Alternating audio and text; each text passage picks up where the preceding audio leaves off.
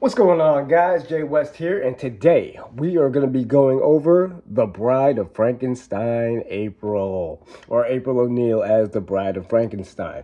So, I actually had two. I didn't realize that the autograph wasn't going to be inside of the package like some of the other ones, like the Fugitoid and stuff like that.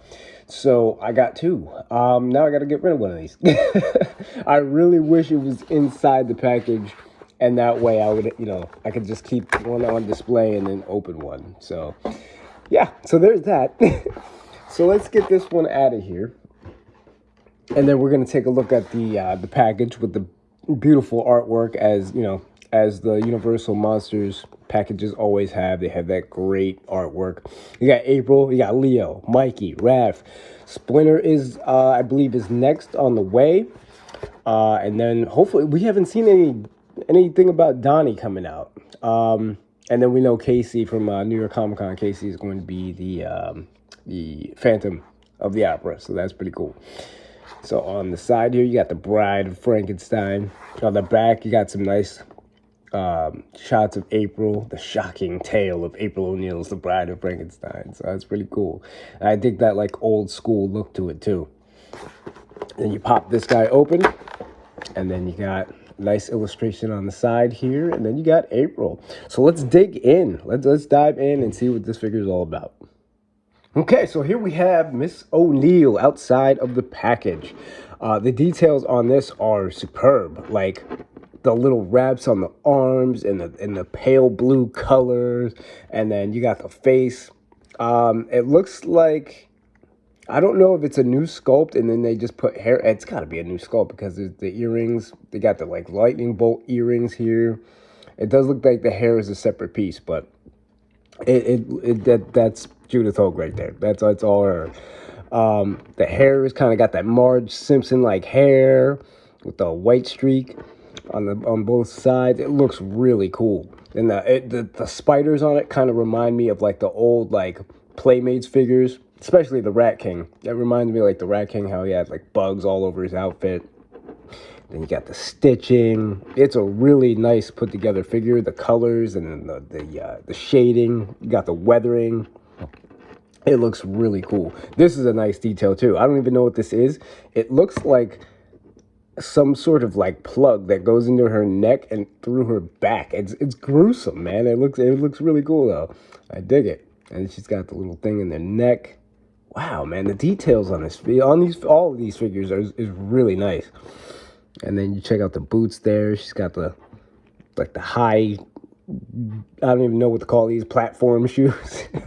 So yeah, it's really nice, man. That blue is it's a really nice blue. I like that. So as for articulation, actually, let's go into scale first. We're gonna measure her out. Okay, now April stands at about, she's like right at the 7-inch mark. So she's about 7 inches high, hair and all. So she's gonna fit in line with your movie figures and the other Universal Monster figures. So she's pretty much almost the same height as the other April. I think this April, her head stands a little bit taller, but her hair just takes her right at 7. So that's what she looks like next to the other April. She's kind of missing the butt chin though. There's not that much of a butt chin. Kind of missed that. But yeah, that's definitely her. Definitely. She stands up better too, which is great. This April can't stand for beans. But yeah, so far so good, man. No like weak ankles, and maybe because the extra piece back here with the little bit of extra weight kind of keeps her up. But yeah, this is also a soft plastic. So yeah, articulation, we're going to do that real quick. We're going to go with the ball joint on the neck. So you got a left and right and up and down. And then you got the shoulders are on a ball joint, so they go up pretty high. Wow, yeah, go up real high. Look at that. Nice. And then there is no tricep or bicep swivel, but you do have a swivel at the elbows, single joint and a hinge. And then you got the swivel and the hinge at the wrist. Don't want to push that too far. And then is there articulation at the torso? Yes, there is. Looks to be on a ball joint. Then you got the balls at the thighs. No thigh cut, but you got the swivel right there. It's not like a swivel, but you got it's like, it could turn left or right. And then you got doubles at the knees, and then you got hinges at the ankles with not too much of a rock. You're not going to get too much of a rock there. So, this is April, and man, it looks like such a cool figure. Like all these, I love how Neca just put their own spin on these figures, and just they knocked it out of the park with each one. Mikey, of course, being my favorite, because I don't know, Mikey just looks phenomenal. That Don looks pretty cool too, and Casey looks good, but I think Mikey is probably the best one so far. Can't wait to see what Shredder looks like. So we're gonna get Raph out of here real quick, and we're gonna go over some accessories.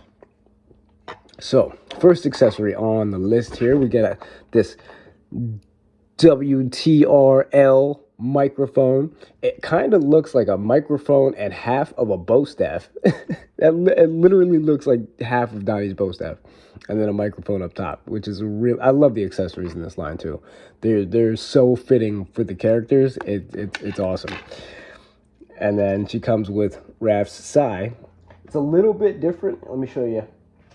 Let me grab Raph's Sai from the Raphael one. So it's got like a darker hilt here, or like handle, because the other one is just like straight like silver. It's got some weathering, but this one is a different color. And this one looks a little bit more rusted. This one looks a little bit more cleaner. So there's those two. It's got the Sai there, so that's cool. She comes with this disgusting looking rat with an ear on its back. That's nasty. And let me see if I could put it on like her shoulder or something.